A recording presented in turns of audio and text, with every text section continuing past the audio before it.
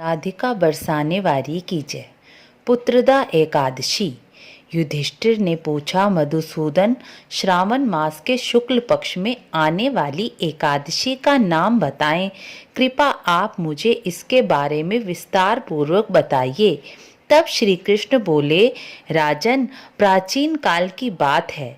द्वापर युग के प्रारंभ का समय था। महिष्मतीपुर में राजा महीजीत राज्य करते थे, लेकिन उनका कोई पुत्र नहीं था, इसलिए वह बहुत दुखी रहते। अपनी अवस्था अधिक होती देख राजा को बड़ी चिंता हुई। एक दिन उन्होंने प्रजा वर्ग में बैठकर इस प्रकार कहा, प्रजाजनों, इस जन्म में मुझे कोई पुत्र नहीं हुआ। मैंने खजाने में अन्याय से कमाया हुआ धन भी नहीं रखा। ब्राह्मणों और देवताओं का धन भी मैंने नहीं लिया। प्रजा का पुत्र वर्ग पालन किया, धर्म से राज्य किया। दुष्टों को चाहे वे अपने बंधु भी हों तो भी धर्म के अनुसार दंड दिया। सभ्य पुरुषों का सदा सम्मान किया, किसी से द्वेष नहीं रखा।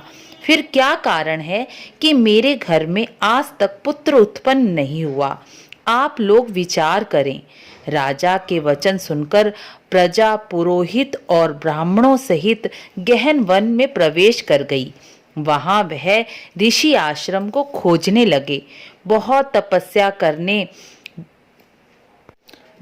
तलाश करने में उन्हें मुनि श्रेष्ठ लोमश जी के दर्शन हुए। ऋषि लोमश जी धर्म के तत्वज्ञ थे, संपूर्ण शास्त्रों के ज्ञाता, दीर्घायु महात्मा थे। उनका शरीर रोए से भरा हुआ था। वह ब्रह्मा जी के समान तेजस्वी थे। उन्हें महादेव का वरदान था कि एक एक कल्प बीतने पर उनके शरीर का एक एक रोया टूट कर गिरेगा, इसलिए उनका नाम लोमश हुआ। वह महामुनि तीनों कालों की बातें जानते थे।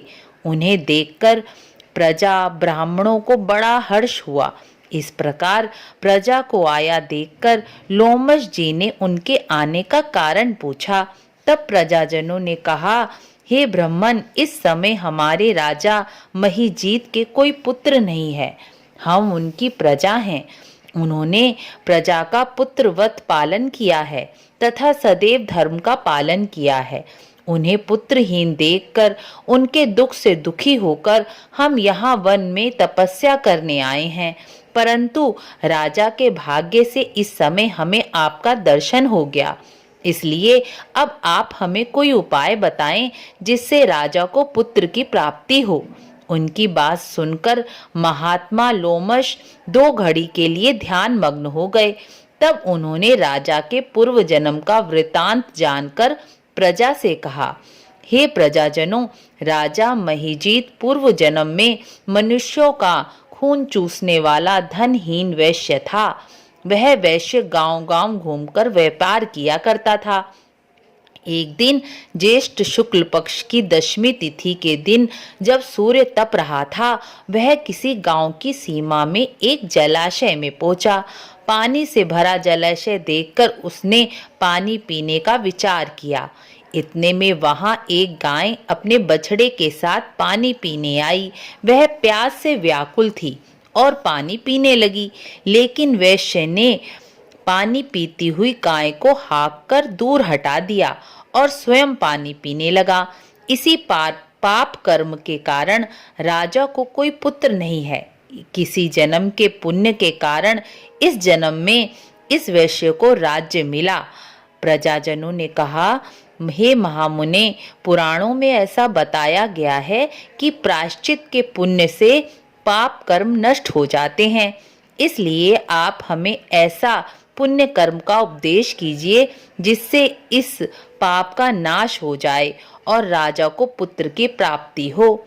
लोमश जी ने कहा, प्रजाजनों, श्रावण मास के शुक्ल पक्ष में पुत्रदा एकादशी आती है। वह मनोवांछित फल देने वाली है और पुत्र प्रदान करने वाली है, इसलिए इसे पुत्रदा एकादशी भी कहा जाता है। तुम सब उसी का व्रत करो। यह सुनकर प्रजाजनों ने लोमेश ऋषि को प्रणाम किया और नगर लौटकर आ गए। वहाँ राजा और प्रजाजनों ने पुत्रदा एकादशी का व्रत किया और रात्रि जागरण भी किया और अपना सारा पुण्य प्रजा ने राजा को अर्पण कर दिया, जिसके फलस्वरूप रानी गर्भवती हुई और उन्हें पुत्र की प्राप्ति हुई।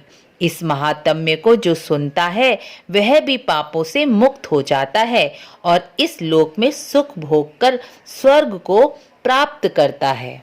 राधे राधे।